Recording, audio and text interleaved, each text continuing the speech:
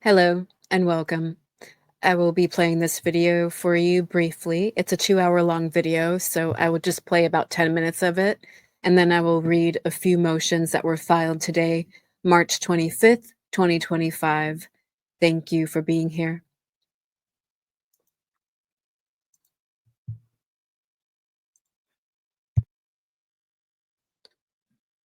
Hi, everyone. Good evening. Carl Steinbeck here.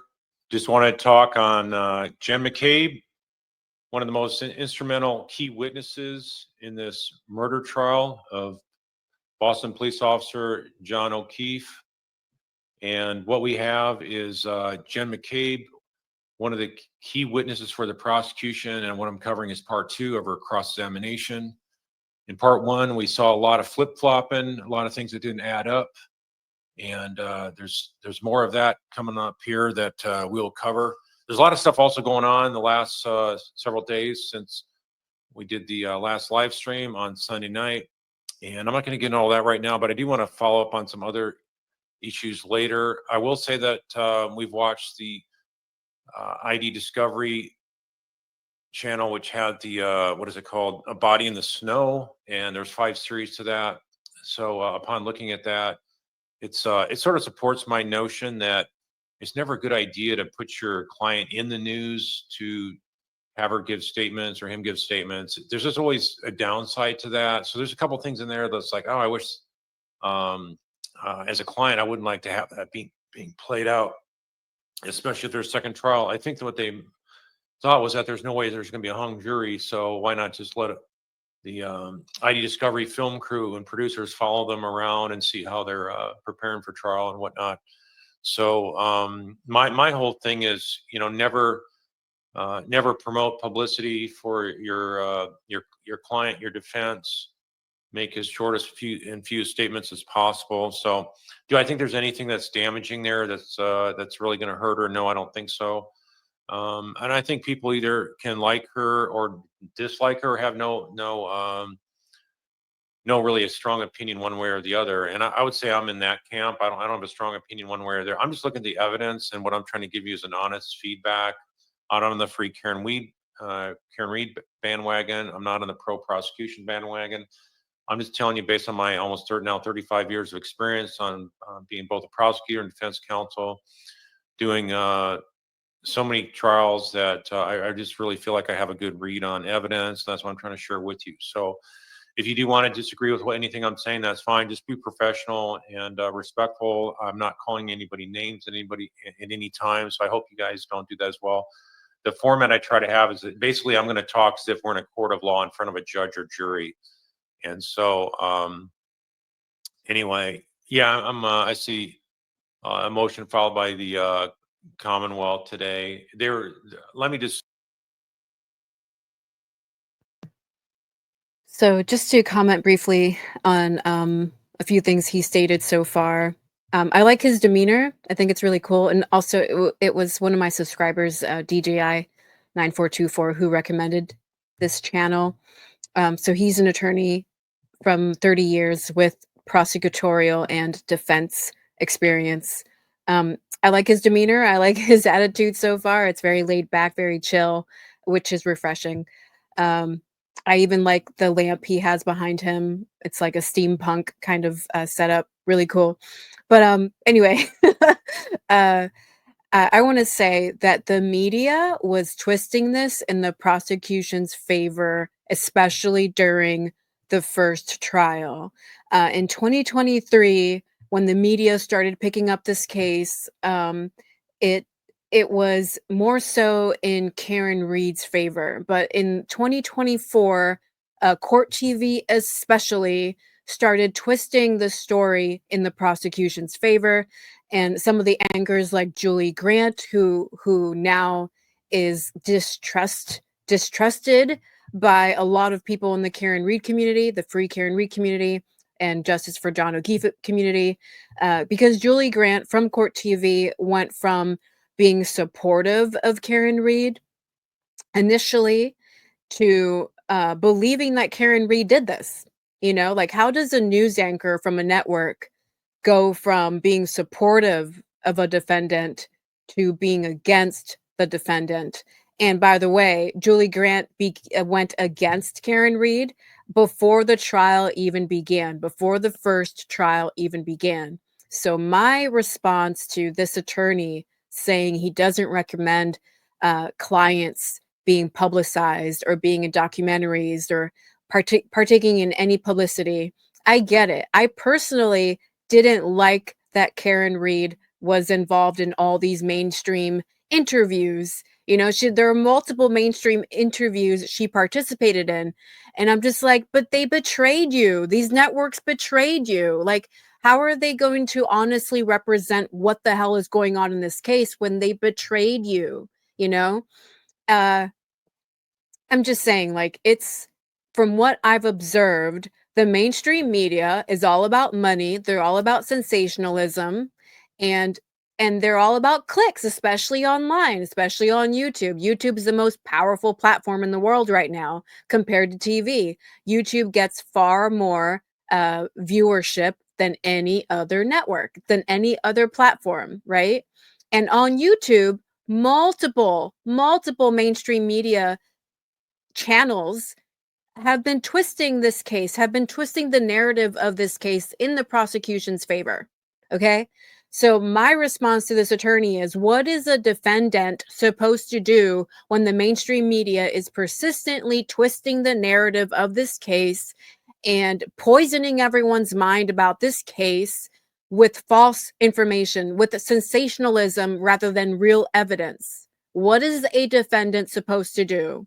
And even I, as someone who can't stand mainstream media, understands why Karen Reed felt like she had to do these interviews, why she had to participate in these documentaries. As much as I disagree with doing anything with mainstream media, uh, I'm saying if the mainstream media is twisting this case in the prosecution's favor before the first trial even begins, what is a defendant supposed to do? And I say, do it. Do what Karen Reed did. Participate in the documentaries, participate in the interviews, you know, get your story out when the mainstream media is clearly trying to paint this as if you did it, right? The evidence is saying you couldn't have possibly done it, but the mainstream media is twisting this as if you did it. So are you going to be silent? Are you going to be minimal with your publicity? Or are you going to, as Karen Reed would put it, stand from the mountaintops or from the rooftops, yelling, screaming that you're innocent, you know? So I'm saying I get where this attorney's coming from. Uh, I agree with him, but I'm also like, look at the situation though. Look at what Court TV especially did to Karen Reed before the first trial even began and while the trial was going on. Or Canton Confidential, you know, a local Boston news network news show, Canton Confidential with Sue O'Connell. Look at how Sue O'Connell can go to court almost every day. She can go to almost every hearing in the Karen Reed case, but she somehow doesn't know a damn thing about this case, despite her front row seat to this case in the courtroom. Just like Paul O'Keefe, Sue O'Connell doesn't know what the hell is going on in this case. Okay, so again, what is a defendant supposed to do when all these outlets are portraying the defendant as if there's a possibility that the defendant did this when the science says that there is no possibility that the defendant did this? Okay, I'm just saying. I'm just saying, guys. And I like that he's like, I am not in the free Karen Reed bandwagon. I am not in the she's guilty bandwagon. I'm just here to present this as if I'm an attorney in the courtroom. I love that. I love that. But I am in the free Karen Reed bandwagon because I have followed the evidence. I have followed the science. And as much as I distrust the FBI essentially said she didn't do this through ARCA's experts, which the FBI paid for, which our tax dollars ultimately paid for. ARCA said Karen Reed couldn't have done this. An SUV did not strike John O'Keefe, right? So I'm saying the FBI knows that Karen Reed didn't do this, right? And the science also says that Karen Reed didn't do this. The hash verified cell phone extractions also say that Karen Reed didn't do this. John O'Keefe's Wi-Fi data also says that Karen Reed didn't do this. Jennifer McCabe's How Long to Die search at 2:27 a.m. also says that Karen Reed didn't do this. All the McCabes and all the Alberts being involved with the MSP and the prosecution, and Michael Morrissey himself says to me that Karen Reed didn't do this. And Judge Bev's continual bias, her continual support of this prosecution, despite this prosecution's blatantly obvious corruption, says to me that Karen Reed didn't do this. She didn't do this. That is why I am in the bandwagon that she is innocent. She's not guilty. And guys, if you don't know, there are different kinds of free Karen Reed supporters. Okay. They are not one of the same, one in the same. They're not all the same. Like the free Karen Reed supporters are multi-layered. Like you might think that you understand them by being around one group outside the courtroom one day, but that just might be the one group that's there the one day. Like there are so many people who show up to the standouts in all parts of Massachusetts where I live, and there are people who show up to the standouts in other parts of the country and other parts of the world, okay? And they are all following this case, and they are all believing that Karen Reed is not guilty for different reasons, okay? And from different backgrounds too. So I'm saying there actually is no one she's not guilty bandwagon. There is no free Karen Reed single bandwagon, because there are, like, even on Facebook, on social media, there are multiple groups with the label free Karen Reed on them, okay? And one of those groups in particular is run, the administration in that group is run by people who are close to Karen Reed. Karen Reed herself participates in that group. But then there are other groups on Facebook where the admin from the official group have no role in, and Karen Reed doesn't really, So I'm just saying, like there are multiple groups, multiple followings, multiple different kinds of supporters. So to say there's one bandwagon of not guilty is an error. There are people who believe she's not guilty, and they don't agree with other people who believe she's not guilty.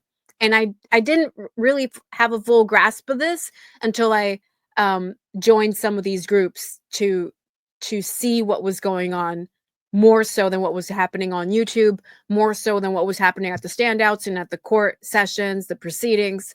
Like it's complex is what I'm saying. So I know from what I've witnessed that there are multiple groups of people in the free Karen Reed community who are different from other groups in the free Karen Reed community.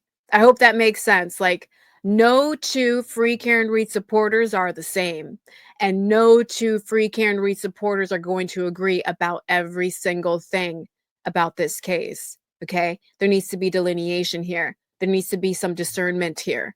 And that's what I'm saying. Like, yes, there are people who say she's guilty, and that's separate. That's a different bandwagon.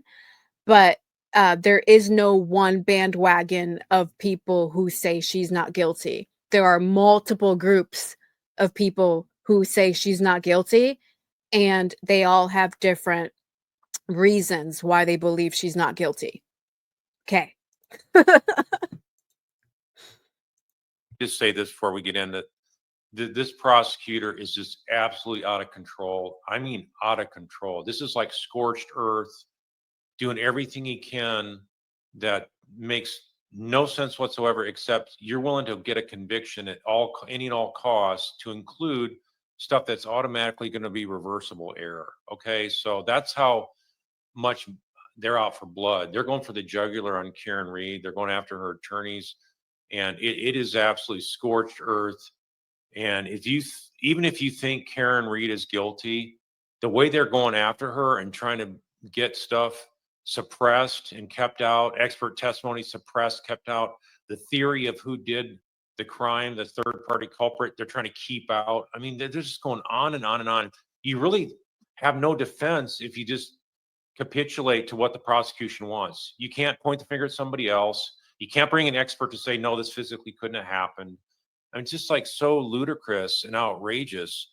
So anyway, yeah, I've seen some of that Morrissey video. Thrilled you're asking about that. So I don't want to get into that tonight. I think there'll be another night, maybe Sunday night, we can talk about that, and I'll just sort of do some snippets of different things that the Commonwealth is doing. But I'm just like, the one good thing about it, because my blood boils when I see injustice of any kind. I don't care how guilty the defendant is. When a prosecutor is resorting to ambush tactics and just basically cut them off every way you can, you're not even trying to look at doing this as a fair trial. And that's the ironic thing is, I've never heard a prosecutor say as much about a fair trial for the government. The Constitution requires a fair trial for the defendant. There's nothing in there about the government having a fair trial, right? Now, there are rules of a procedure in place that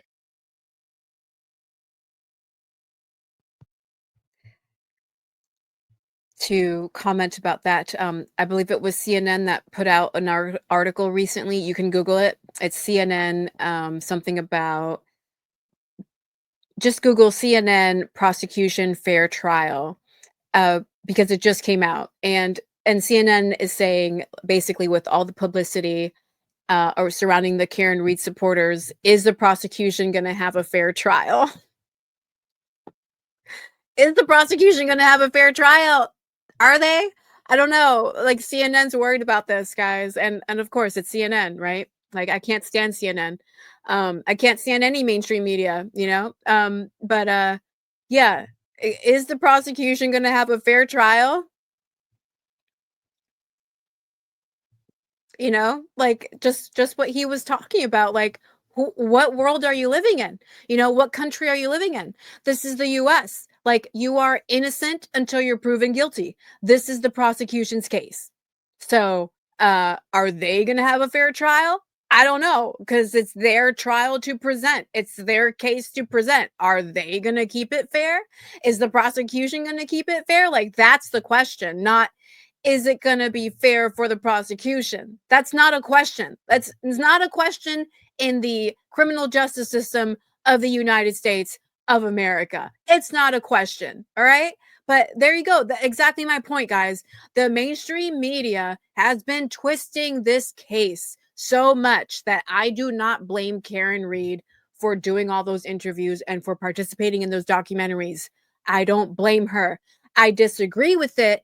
I wouldn't do it because I can't stand mainstream media, but I understand that if you don't speak up, they will eat you up alive. You will be engulfed by all the bullshit propaganda, all the lies, and all the sensationalism that goes against you. And guys, those news networks are going to be just fine.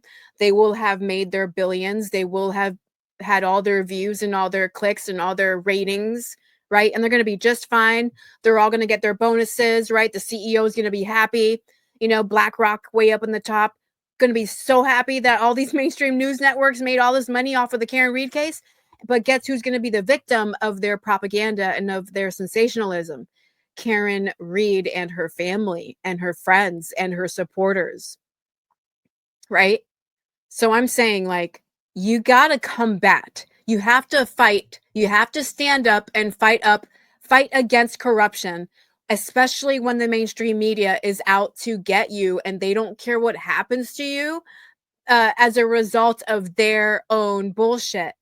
Okay, CNN needs to sit down and stop talking about this case if they're concerned about the prosecution having a fair trial. They clearly don't understand the Constitution.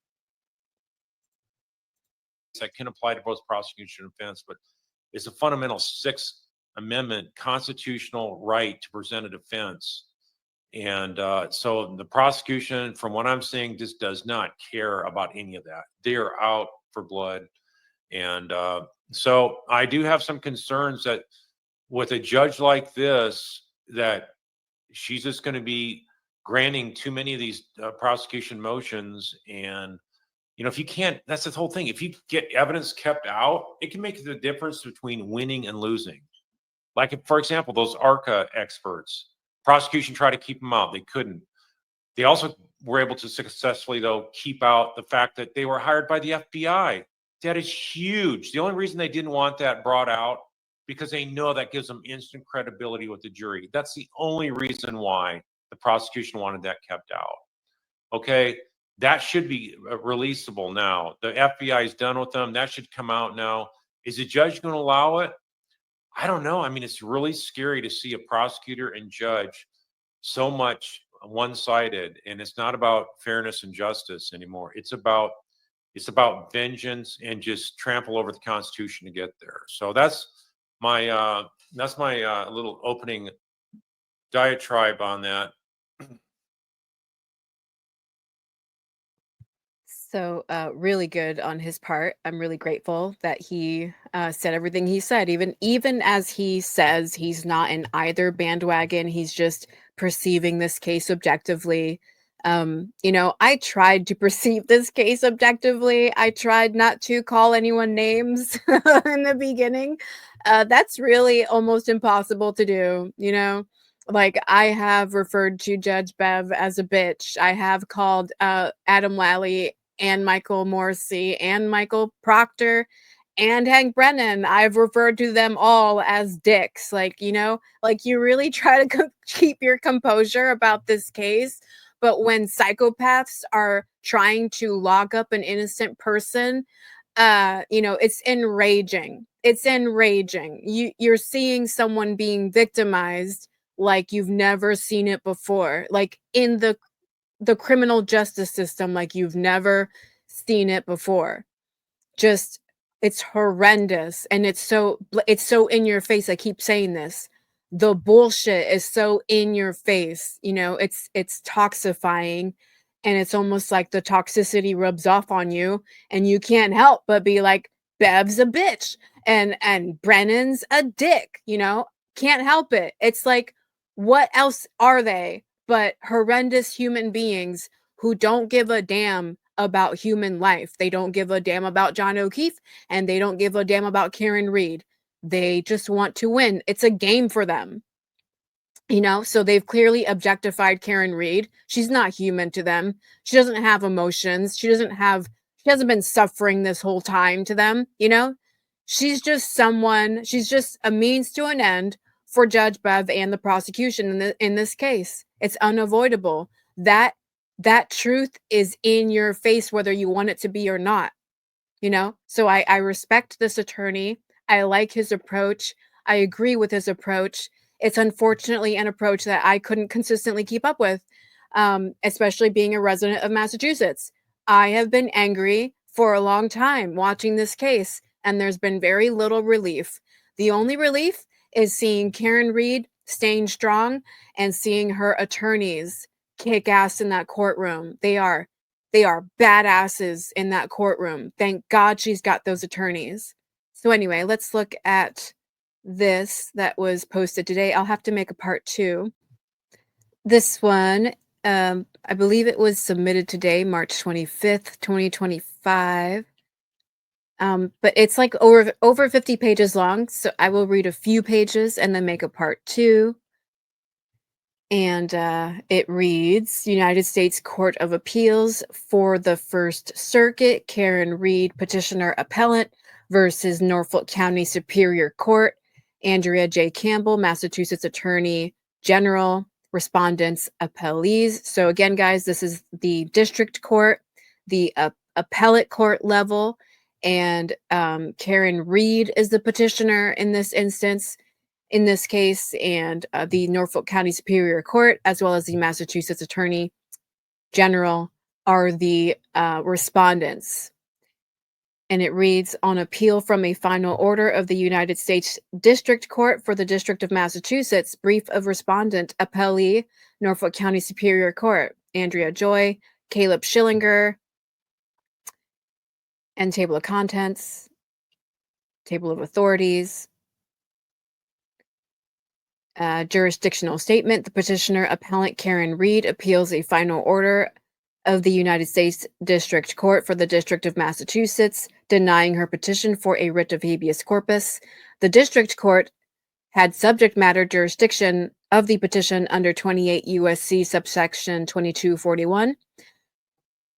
And looks like there's a footnote number 9. I'll read it in a moment. The petitioner is on pretrial release and remains subject to state-imposed restrictions on her liberty while awaiting retrial on criminal charges in Massachusetts State Court JA 149 152516. On March 13, 2025, the District Court issued its final order and granted a certificate of appealability as to all grounds raised in the petition. The petitioner timely filed a notice of appeal that same day. This court has jurisdiction of the appeal pursuant to 28 U.S.C. subsection 1291 and 2253. Issues presented. Roman numeral 1. Whether the trial judge abused her broad discretion in declaring a mistrial, where the jury had deliberated nearly 30 hours over 5 days and had sent the judge 3 increasingly emphatic notes reporting that they were deadlocked. The state courts found that the jury was genuinely deadlocked. The Massachusetts Supreme Judicial Court further held as a matter of state law that inquiring about a partial verdict or polling the jury risked coercing a verdict. State law barred the judge from ordering further deliberation unless the jury consented, and the jury's third note made clear that they would not consent, and the Supreme Court has repeatedly reaffirmed that trial judges are not required as a matter of federal constitutional law to consider any particular means of breaking a jury's impasse or to take any specific steps before declaring a mistrial. And this is not correct.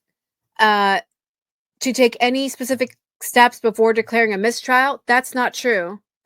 That's not true when we consider, guys, that, again, Rule 27B is specific in that it states when there are multiple counts against a defendant, the judge must give the jury an opportunity to provide the verdicts for each count and have those verdicts recorded in open court before the judge can declare a mistrial. Okay, that's Rule 27B of the Massachusetts Rules of Criminal Procedure. So for the prosecution in this instance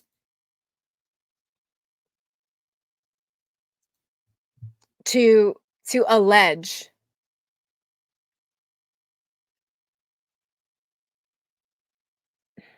that as a matter of federal constitutional law to consider any particular means, the trial judges are not required as a matter of federal constitutional law to consider any particular means or take any specific steps before declaring a mistrial. That's not Massachusetts law. That is not Massachusetts law. That is not the rules of criminal procedure in Massachusetts. The reason Rule 27B exists is to protect defendants when there are multiple counts against a defendant. The reason Rule 27B exists is to eliminate any ambiguity of the verdicts for each count. And as a reminder, there were 3 verdicts against Karen Reed. And because there were 3 verdicts against Karen Reed, Judge Bev was required to read those verdicts in open court, but she did not. She did not. She read those jury notes and accepted those jury notes at face value, when in fact, Rule 27B gave Judge Bev permission to inquire as to each count and to ensure that she didn't miss anything. And she clearly missed a lot. She missed a lot. And in my opinion, she did so deliberately. Continuing, I'm going to read this footnote back on page 1. It reads, number 1, the petitioner's appellate brief is cited as the addendum to that brief. Okay, they're just citing attachments. Okay, so and I don't like this either, the way the prosecution is like issues presented. One, whether the trial judge abused her broad discretion in declaring a mistrial. Like again, as I stated in previous videos, like when you present arguments as the party, you present arguments, the the opposing party is supposed to respond to your arguments, right?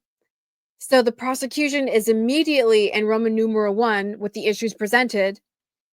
They're stating whether the trial judge abused her broad discretion in declaring a mistrial where the jury had deliberated nearly 30 hours over 5 days. Like it's like this is how they're responding to Martin Weinberg and Michael Pabian and David Unetti and Alan Jackson at the appellate level. This is how they're responding to them. Like whether the trial judge abused her broad discretion in declaring a mistrial.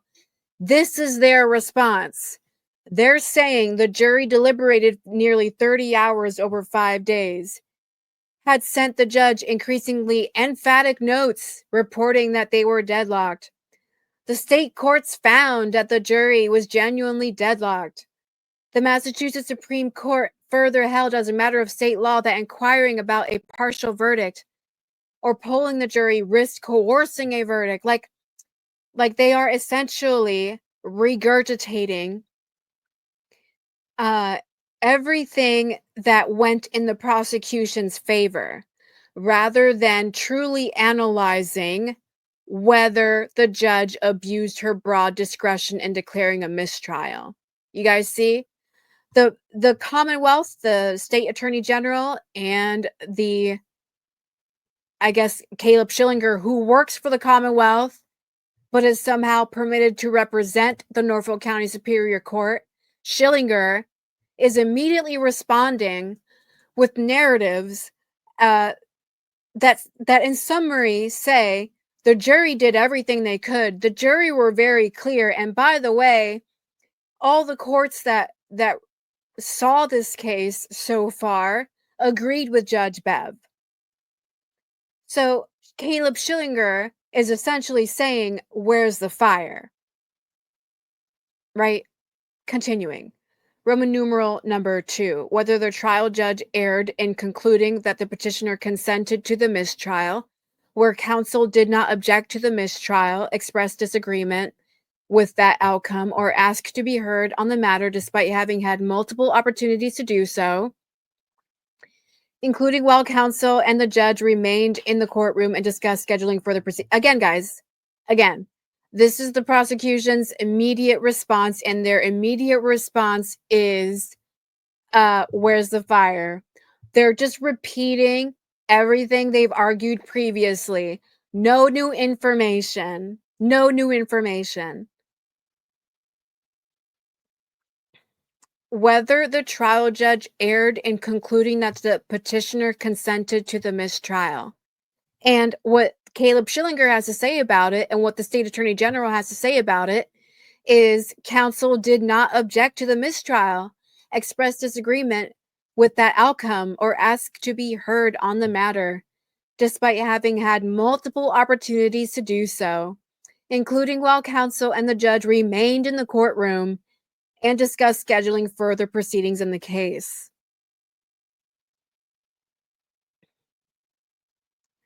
But again, guys, Karen Reed did not consent to the mistrial. At no point did she know that there was going to be a mistrial. And, when the judge doesn't even poll the jury and she immediately sends the jury back out of the courtroom and asks them to wait for her, like she's made her decision. So for the prosecution to repeatedly say that the defense had an opportunity to object then, to object when she sent the jury back in, to object when she sent the jury back out, to object when they were scheduling the next hearing, it's like she already made her decision, right? And conveniently, her decision excluded the verdicts on counts 1 and 3. And on count 2, like, conveniently, she did not follow Rule 27B, so we didn't know that there were verdicts. But she declared a mistrial sua sponte on her own terms, and the defense, not knowing that there were verdicts, not knowing that she was going to declare a mistrial, is almost like they are sitting suspended, like, well, it wasn't a guilty verdict. Thank God it wasn't a guilty verdict. But holy shit, we didn't know she was going to declare a mistrial. And we actually don't know at this point if she didn't declare a mistrial, if there would have been a not guilty verdict or if there would have been a guilty verdict. They don't know at that point that there were verdicts, and they also did not know that she was going to declare a mistrial. So it can be argued that they could have objected, but again, it's improper to object after a judge has already made their decision. And if you follow enough court cases, whether it's crime, civil, or family, if you follow enough court cases, once a judge makes their decision, you don't speak up, because all the judge is going to say is, I made my decision.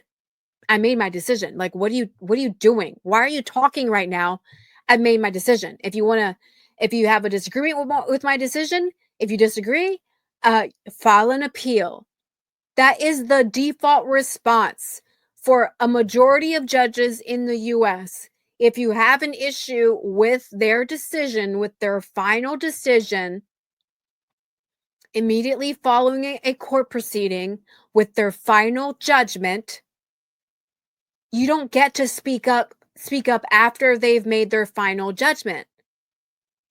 Because more often than not, they say to you, file an appeal. You don't like what I had to say? File an appeal. You guys get it? So I'm saying I'm not buying it either way. Even if technically the defense had an opportunity to object, I'm not satisfied that it was on the defense to object. My argument is that it was on Judge Bev to make sure that those verdicts were read in open court. Continuing, Roman numeral 3, whether the petitioner was acquitted of the charges of second-degree murder and leaving the scene, where the jury did not return, announce, and affirm any verdicts in open court. Again, guys, they got to pick one. They got to pick one, like Judge Bev can't say that those verdicts were true and accurate while also saying the jury did not return, announce, and affirm any verdicts. You got to be able to pick one.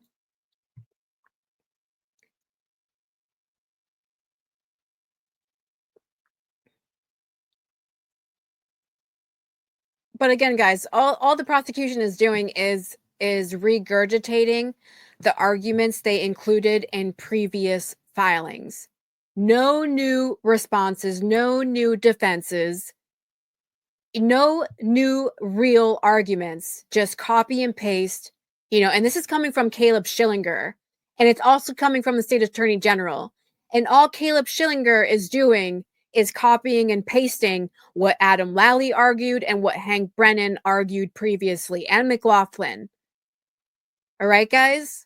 Again, the fact that Caleb Schillinger is representing the Norfolk County Superior Court, to me, is bonkers. I don't fucking get it. And I live here. I don't fucking get it. Continuing, Roman numeral 4, whether the petitioner is entitled to a post-trial inquiry to probe the jurors' deliberations concerning whether there were, and the nature of, any votes to acquit her on 2 charges where the Supreme Court has repeatedly reaffirmed that jurors should not be asked to testify about the substance of their deliberations in order to protect the sanctity of those deliberations and avoid the possibility of jurors being beset by harassment, pressure, and coercion. again, guys, this is Caleb Schillinger. This is Caleb Schillinger. All right, guys, look. Andrea Joy Campbell, the State Attorney General of Massachusetts, and Caleb Schillinger, the Special Assistant Attorney General, Assistant Norfolk County District Attorney in Canton, Massachusetts, the same office where Michael Morrissey works. Right? And Caleb Schillinger is the respondent. He's representing the respondent, Norfolk County Superior Court. And he is regurgitating everything that the prosecution has already argued. That when the defense asks for the jury, the conclusion, the end result of the jury's deliberations, the prosecution and Caleb Schillinger interpret it as if the defense is asking for the process. They are asking to go into the deliberations. When I have repeatedly argued, exhaustively, angrily, I have repeatedly said, you don't have to go into the process to discover the result of the process. You don't have to go into the deliberations to learn what the verdicts were. It's two different things. It's two different things. The deliberations is the process. The verdicts are the conclusion of the process. And the defense team has only ever asked for the conclusion of the process. They don't give a damn about the process. They did not want to ask about anything that happened during the deliberations. They wanted to know what the verdicts were. And even Judge Bev, in her own documented court filings, again, they are documented for all eternity. Judge Bev's own words, she considers those verdicts true and accurate, but because they were not announced in open court, she doesn't give a damn. And the prosecution doesn't give a damn. And Caleb Schillinger, and now the State Attorney General in Massachusetts, they are telling us the same thing. They don't give a damn. I will make a part 2, and I will try not to be angry, but it's very difficult to do. Thank you for watching.